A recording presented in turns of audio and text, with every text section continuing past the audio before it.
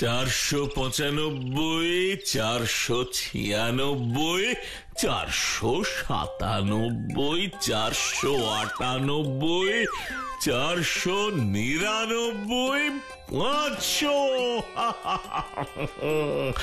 এতক্ষণ ধরে কি হিসেব করছেন জমিদার বাবু? 15টা বুঝলে না মশাই, 15টা। এবার আমাদের যে করেই হোক ওই 15টা গোল ওই মণ্ডগ্রামকে দিতেই হবে। মাত্র 15টা গোল? এ তো কোনো ব্যাপারই না জমিদার বাবু। আগের বার ম্যাচে তো 12টা গোল হয়েছে, আরে এবার নয় আরো 3টে বেশি হবে। আরে সেটা তো আর এমনি এমনি হবে না। ওই নাটু চোরটা, নাটু চোরটা কোথায়? ওকে খবর দাও। এবার যদি ও গন্ডগ্রামের হয়ে 15টা গোল না দিতে পারে তাহলে কিন্তু এরপর ও কোনো চুরি করলেই ওকে আমি জেলে পাঠাবো। খেলতে নামার আগে ওই তেলটুকু নাটু চোরের গায়ে ভালো করে মাখানো হবে জমিদার বাবু। এর ফলে মাঠে নাটু যখন বল নিয়ে ছুটবে তখন মণ্ডগ্রামের কোনো খেলোয়াড়ই ওকে ধরতে পারবে না। দারুণ দারুণ দারুণ বুদ্ধি তোমার। যাও যাও যাও, খেলার সব ব্যবস্থা করো। আর হ্যাঁ, এবারের খেলার পুরস্কার বিতরণী অনুষ্ঠানে প্রধান অতিথি হিসেবে থাকার জন্য বটব্যাল বাবুকে খবর দিয়েছ তো? কে? গন্ডগ্রামের এরকম একটা ঐতিহাসিক মুহূর্তের সাক্ষী হিসেবে ওনার মতো একজন গুণী মানুষ থাকাটা তো অবশ্যই দরকার, কি তাই তো? হ্যাঁ হ্যাঁ জমিদার বাবু, প্রধান অতিথি হিসেবে থাকার জন্য ওনাকে নিমন্ত্রণ পত্র পাঠানো হয়ে গেছে।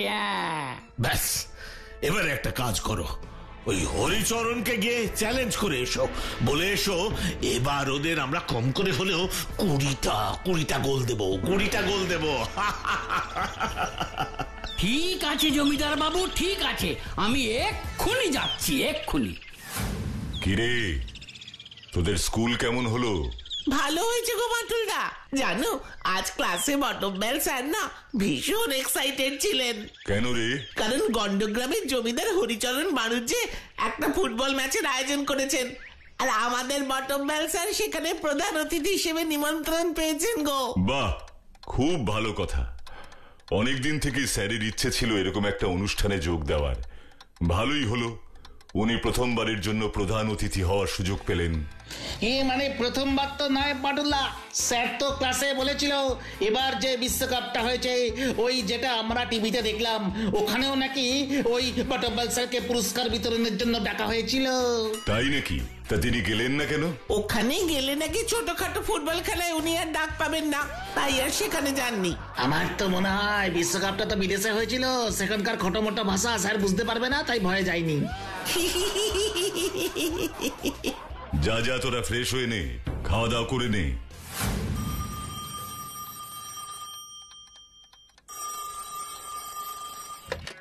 হ্যালো, হ্যাঁ বটব্যাল বাবু বলছি।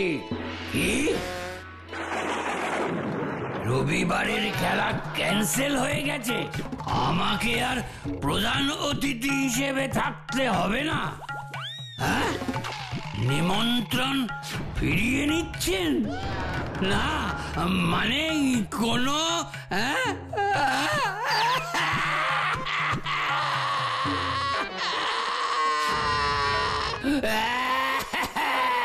ওরে ও নিতাই রে, নিতাই, এ কি হলো রে নিতাই? আমার সব শেষ হয়ে গেল রে নিতাই, সব শেষ হয়ে গেল। বাবা, কি হয়েছে গো? আপনি কাঁদছেন কেন? গন্ডগ্রাম থেকে ফোন এসেছিল রে, ওরা বলছে খেলা ক্যান্সেল হয়ে গেছে, আমাকে আর প্রধান অতিথি হিসেবে যেতে হবে না। এ কি হলো রে নিতাই, ও নিতাই, এত বড় সুযোগ মিস হয়ে গেল রে। ও নিতাই, নিতাই রে, নিতাই, আমার মাথাটা কেমন বন বন বন বন করে ঘুরছে রে নিতাই, আমাকে ধর, আমাকে ধর নিতাই, আমাকে ধর, ধর, আমাকে ধর। বাউ, ও বাউ, কি হলো গো বাউ? ও বাউ, সর্বনাশ হয়ে গেল। যাই এক্ষুনি বাটুল বাবুরে খবর দিকে যাই। আমার সব শেষ হয়ে গেল গো বাটুল। এখন এখন আমি কি করি? শান্ত হন বটব্যাল বাবু, শান্ত হন। এত অল্পেতেই ভেঙে পড়বেন না। এটা তো সামান্য ব্যাপার। কিন্তু খেলাটা ক্যান্সেল হলো কেন কিছু জানেন? জানি না বাটুল, জানি না, আমি কিচ্ছু জানি না। ওরা তো কিচ্ছু বলেনি আমায়। ঠিক আছে ঠিক আছে, এটা নিয়ে এত ভাববেন না। আপনি একজন শিক্ষক, এত সামান্য ব্যাপারে ভেঙে পড়া আপনাকে মানায় না। কান্নাকাটি বন্ধ করুন, খাওয়া দাওয়া করুন ঠিকভাবে। এরকম আরো অনেক নিমন্ত্রণ পাবেন, অযথা ভাববেন না এসব নিয়ে। ঠিক আছে বাটুল, ঠিক আছে, তুমি যখন বলছো আমি আর ভাববো না, এটা নিয়ে আর ভাববো না। তাহলে আমরা চলি। এরপর যদি আবার শরীর খারাপ হয় তাহলে খবর দেবেন। এই বাচ্চু চল। হ্যাঁ বাটুলদা, চলো। কিরে বাচ্চু, বটব্যাল স্যারের বাড়ি থেকে আর কোনো ফোন টোন এসেছিল? না গো বাটুলদা, আর কোনো ফোন আসেনি গো। তাহলে মনে হচ্ছে স্যার সুস্থ হয়ে গেছেন।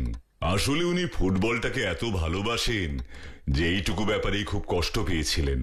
ভালোবাসে না ছাড়ি, ওনাকে তো কেউ কোথাও ডাকেই না। গন্ডগ্রামে গেলে একটু খাতির যত্ন পেতেন, মিষ্টির প্যাকেট পেতেন, সেটা তো এখন আর পাবে না, তাই এত কষ্ট পেয়েছেন। খবরদার বিচ্ছু, স্যারদের নামে এমন কথা বলতে নেই। স্যারদের সব সময় সম্মান দিতে হয়। নমস্কার, নমস্কার বাটুল বাবু, নমস্কার। আমি গন্ডগ্রাম থেকে এসেছি, আমি ওখানকার নায়েব। আমাকে জমিদার বাবু পাঠিয়েছেন। আচ্ছা, আমরা আপনাদের গ্রামের ব্যাপারেই আলোচনা করছিলাম। আসুন আসুন, বলুন নায়েব মশাই, আপনার এখানে আসার উদ্দেশ্যটা কি? বাটুল বাবু, খুব বিপদে পড়ে আপনার কাছে এসেছি। একমাত্র আপনিই পারেন আমাদের এই বিপদ থেকে উদ্ধার করতে, নইলে আমাদের জমিদার বাবুর ইচ্ছে আর পূরণ হবে না। লজ্জায় তার মাথা কাটা যাবে। আপনি আগে আমাকে পুরো ব্যাপারটা খুলে বলুন। সাহায্য করার আগে আমাকে বুঝতে হবে ব্যাপারটা আসলে কি।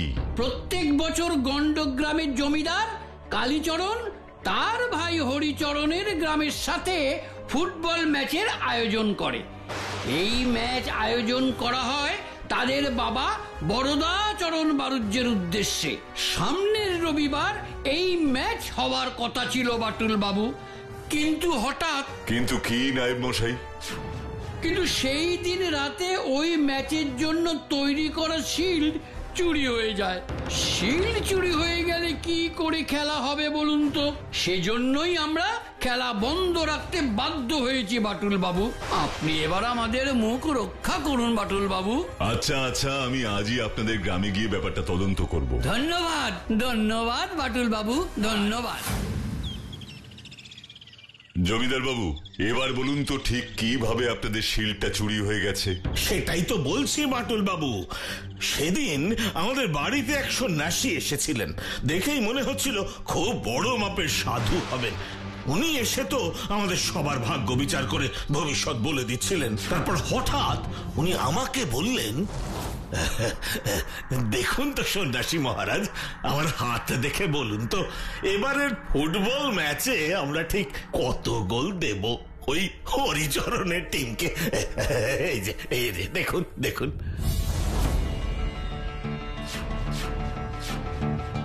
পারবি না, এবার তোরা হরিচরণের দলের সাথে জিততে পারবি না। এবার হরিচরণের দল তোদের গ্রামকে কম করে হলেও গুনে গুনে 45টা গোল দেবে। কি যে বলেন না সন্ন্যাসী ঠাকুর, সেটা হতেই পারে না। হরিচরণের ওই ভাঙাচোরা ফুটবল টিম আমাদের গ্রামের কাছে বিগত 44 বছর ধরে হেরে এসেছে। আপনার গণনায় নিশ্চয়ই কোনো ভুল হচ্ছে। গণনায় ভুল হচ্ছে। তুই জানিস কার সাথে কথা বলছিস? আমি হলাম ত্রিকালদর্শী সন্ন্যাসী। তুই বলছিস আমার গণনায় ভুল হচ্ছে? তুই দেখে নিস, তোর গ্রামের সব থেকে ভালো খেলোয়াড় নাটু এবার খেলতে পারবে না। হতেই পারে না। নাটু 14 বছর বয়স থেকে আমাদের গ্রামের হয়ে খেলছে, এবার কেন খেলতে পারবে না শুনি? হ্যাঁ, ও নিশ্চয়ই খেলবে এবার। আর মন্ডগ্রাম নয়, এই ম্যাচ আমরাই জিতবো। মূর্খ, তুই আমার কথা অবহেলা করছিস। সর্বনাশ হয়ে গেছে জমিদার বাবু, সব শেষ হয়ে গেছে। সব শেষ হয়ে গেছে মানে? কি সব শেষ হয়ে গেছে? কি হয়েছে নায়েব মশাই? কি শেষ হয়ে গেল? সর্বনাশ হয়ে গেছে জমিদার বাবু, নাটু মনে হয় এবারের ম্যাচে খেলতে পারবে না। নাটু খেলতে পারবে না মানে? কেন খেলতে পারবে না বলি, কেন খেলতে পারবে না? নাটুর বাড়িতে গিয়ে দেখলাম ওর জ্বর হয়েছে, সাথে ভীষণ পেট খারাপ, বেচারা বিছানা ছেড়ে উঠতেই পারছে না। হায় হায় হায় হায় হায় রে, এ কি হলো রে? আমি যে হরিচরণকে চ্যালেঞ্জ করেছি ওদের গ্রামকে এবার আমরা 20 গোল দেব। এখন যদি কলকাতার অতিথির সামনে ওদের কাছে আমরা হেরে যাই, তাহলে তো আমার মান সম্মান সব ধুলোয় মিশে যাবে, সব ধুলোয় মিশে যাবে। কিরে, দেখলি তো, মিলল তো আমার কথা। আমি আগেই বলেছিলাম যে নাটু এবার খেলতে পারবে না।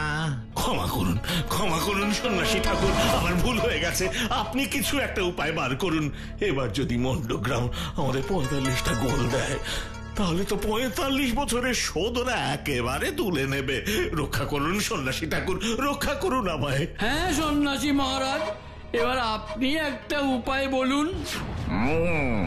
উপায় একটা আছে, ফুটবলেশ্বর যজ্ঞ। ফুটবলেশ্বর যজ্ঞ?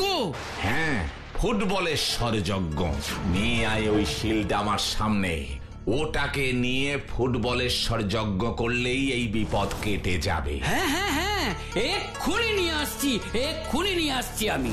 আর তারপর সে সন্ন্যাসী ঠাকুর শিল্ডটাকে সামনে রেখে যজ্ঞ শুরু করলো। আর যজ্ঞের শেষে ওনার ব্যাগ থেকে কিছু একটা বের করে তিনি আমাদের খেতে দেন। ওং ফুটবলায় ওই স্বাহা, ওং ফুটবলেশ্বরায় ওই স্বাহা, ওং শিল্ডা ওই স্বাহা।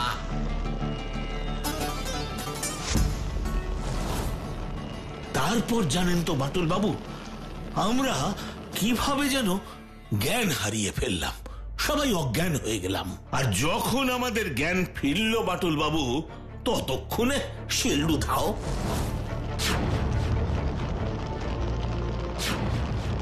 এবার আপনি বলুন বাটুল বাবু, শিল্ড না থাকলে ম্যাচ কিভাবে হবে?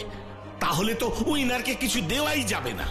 সন্ন্যাসীর দেওয়া জিনিস খেয়ে অজ্ঞান হয়ে গেলেন, তারপর শিল্ড উধাও। ব্যাপারটা তো জলের মতো পরিষ্কার। জলের মতো পরিষ্কার? তার মানে আপনি কি বলতে চাইছেন বাটুল বাবু? ওই শিল্ড চুরির পেছনে ওই সন্ন্যাসীর হাত আছে।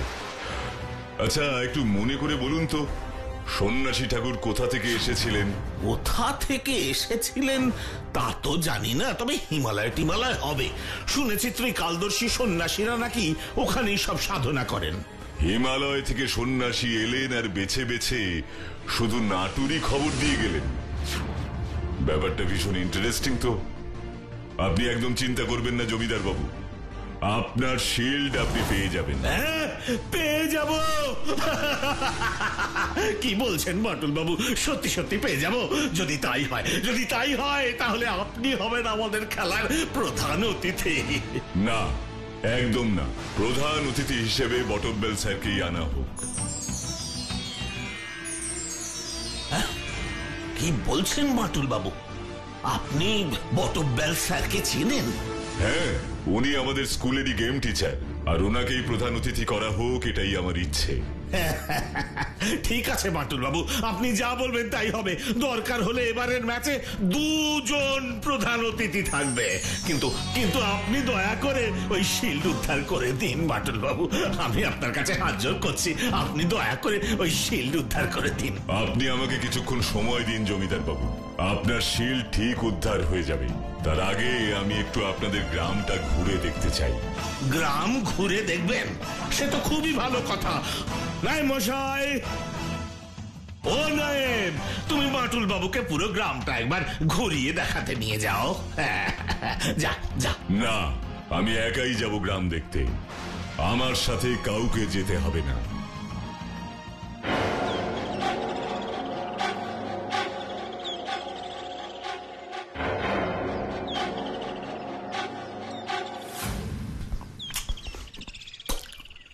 বাহ, ব্যাপারটা বেশ ভালোই হলো।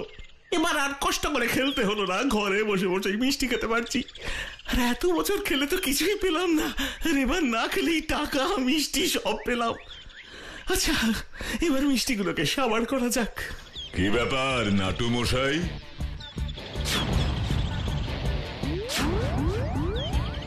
এখন তোমার শরীর কেমন আছে? শরীর মানে না, মানে ইয়ে মানে শুনলাম তোমার নাকি পেট খারাপ, তুমি তার মধ্যে মিষ্টি খাচ্ছ? না, আসলে ডাক্তার বলেছে গরম গরম রসগোল্লা খেতে, এতে নাকি শরীরটা ঠিক হয়ে যাবে। তাই নাকি? ডাক্তার বলেছে? আচ্ছা দেখি তো রসগোল্লা গুলো কতটা গরম।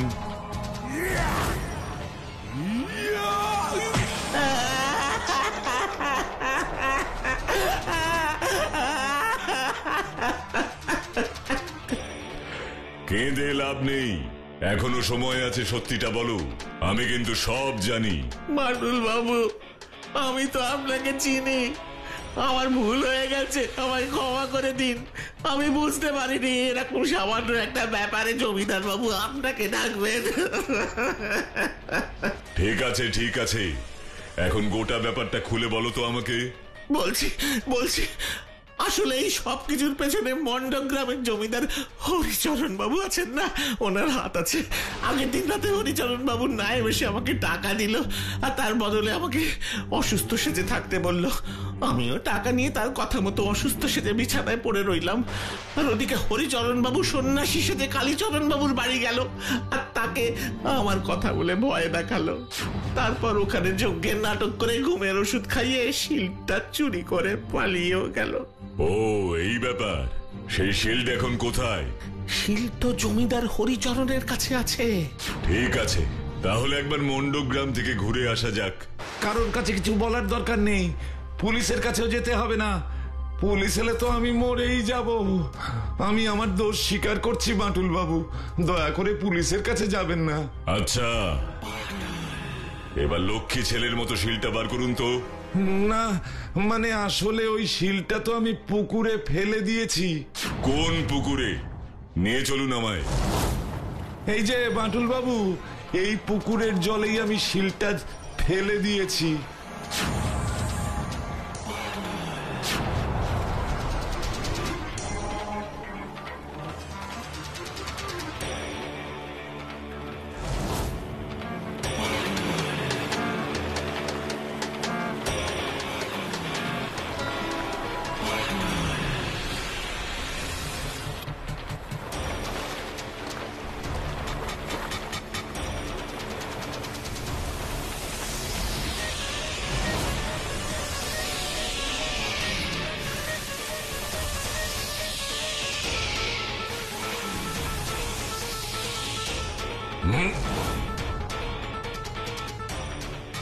এই শিল্ড আপাতত আমি নিয়ে যাচ্ছি, আমি রবিবার এটা নিয়ে আসব। আর আপনারা ওই দিন অবশ্যই গন্ডক গ্রামে আপনাদের টিম পাঠাবেন। অবশ্যই টিম পাঠাবো আমরা, আমরা নিশ্চয়ই খেলায় অংশগ্রহণ করব। একটা কথা অবশ্যই মনে রাখবেন হরিচরণ বাবু, খেলার মধ্যে হার জিত অবশ্যই থাকে, কিন্তু হারার ভয় কখনো অসৎ উপায় অবলম্বন করতে নেই। ভালোভাবে মন দিয়ে খেললে আপনারাও এই খেলায় জিততে পারেন। ঠিক বলেছেন বাটুল বাবু, আমরা অবশ্যই যাব। জমিদার বাবু, আবার খেলার আয়োজন শুরু করে দিন। রবিবার কিন্তু একটা জমজমাট ম্যাচ দেখতে চাই। আর প্রধান অতিথি হিসেবে বটব্বেল স্যারকে আসার জন্য নিমন্ত্রণ পাঠিয়ে দিন। ধন্যবাদ বাটুল বাবু, আপনি আর কিচ্ছুটি চিন্তা করবেন না, আমি খেলার সব আয়োজন করে রাখবো, সব আয়োজন করে রাখবো। আর হ্যাঁ, এই খেলা আগামী বছর থেকে আরো বড় করে আয়োজন করুন। অনেক ভালো ভালো ফুটবল টিম রয়েছে, তাদেরও আমন্ত্রণ করুন। তবেই না আপনার বাবার নাম চারদিকে ছড়িয়ে পড়বে, তবেই না জমিদার বরদাচরণ স্মৃতি চ্যালেঞ্জ শিল্ডের ব্যাপারে সবাই জানতে পারবে। প্রতিবার একটা দুর্বল টিমের সাথে জিতে সেই জেতার কোনো আনন্দ থাকে না। চ্যালেঞ্জ যত বড় হবে, আনন্দ তত বেশি।